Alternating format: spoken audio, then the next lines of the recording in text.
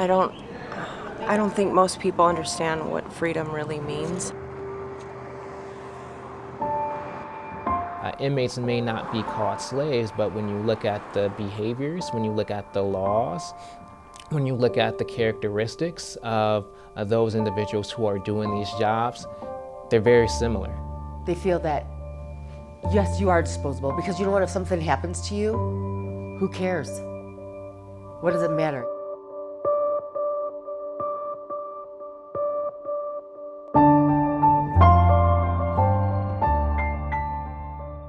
I had so much anxiety coming out that gate. I thought I wasn't going to be able to breathe.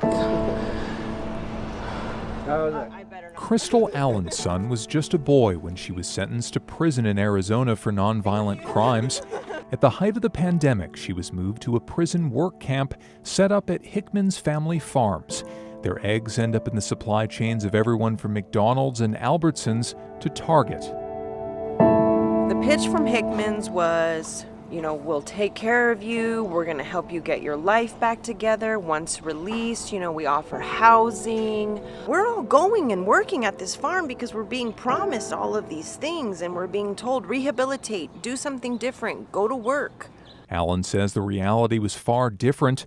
She says the prison workers were crammed together and some got hurt. What we're finding is that we're losing body parts. We can't breathe anymore. Our hands aren't functioning the same way because they're going numb. We're getting carpal tunnel. Our feet are getting messed up. The result of this for me is I'm permanently disfigured. From farms to factories, highways to forest fires, incarcerated workers offer a steady stream of labor for hard-to-fill jobs, sometimes with little to no training and little to no pay. A 2-year Associated Press investigation found prisoners nationwide have been seriously injured and sometimes killed on the job. Blas Sanchez lost his leg in a farming accident in Arizona. Braxton Moon was hit and killed by a tractor trailer while working on a road crew in Alabama. And Shauna Lynn Jones died when a boulder fell on her while fighting a brush fire in California. The AP found that workers often do not have basic workplace rights and have little recourse when things go wrong.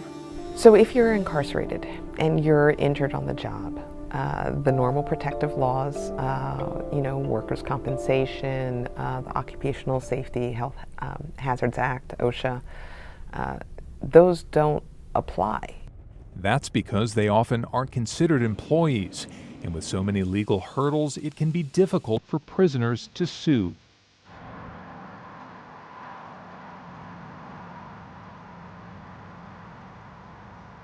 I felt something like kind of unjar and come at my head. And it was sharp and it was heavy. Candy Fueling was working at a Colorado sawmill as part of a work release program when a saw jammed. I could feel this gush, like it was warm. I could feel the warmth, and I was like, it was coming down into my mouth. And we had no first aid. So they said, Maxi, stay 3 pets to my head. The Colorado Department of Corrections declined to comment to the AP. Fueling's lawsuit was dismissed. Years later, she's still struggling with medical issues. What have I done to warrant any of this? Today, to this day. How can this be even right?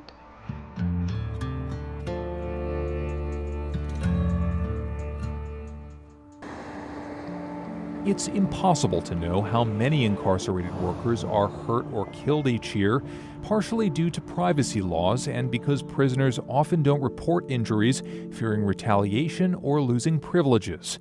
But the AP found that from 2018 to 2022, around 250 Arizona prisoners logged injuries that occurred at the egg farm.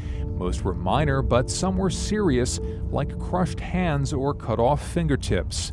The Arizona Corrections Department said it is striving to improve staff and workplace safety training. We're a family business and we take it very seriously that, that people are safe and secure. Hickman's invited the AP on a day-long tour of its facilities, and to talk with current and former incarcerated workers. I'm just learning new things, working with other people, having a routine, being able to say, hey, I got a real job. You need to follow the instructions carefully. We work on a farm with machinery and live animals. We continue to work and double down on the safety training and the guidance that we could give people. Crystal Allen did receive an undisclosed settlement from the company, but following a rising number of lawsuits, Hickman's helped form a nonprofit that lobbied for a bill that would potentially limit settlement payouts for injured workers. You've passed House Bill 2328. It was signed into law in 2022. Since they're doing difficult jobs. Reginald Boulding was one of the Arizona state lawmakers who opposed it. No matter if you consider yourself pro-business or pro-worker, this is just being ethical. And, you know, if you are hurt on a job and it's your employer's doing, there should be some type of action that you're able to take. While the 13th Amendment made it legal to force prisoners to work, it says nothing about how they should be treated. There's a really easy fix for that. A legislature, if it was so inclined, could pass a law that recognizes that people who work behind bars are in fact employees and therefore are protected by the variety of legal instruments that protect you and me. Guess what? I could show you pictures now for free. Yes, it's not going to cost 50 cents to $1. Load up. When you go to the grocery store and you get your eggs, I just think it would be smart to think about what another human being had to go through in order to put food on your table.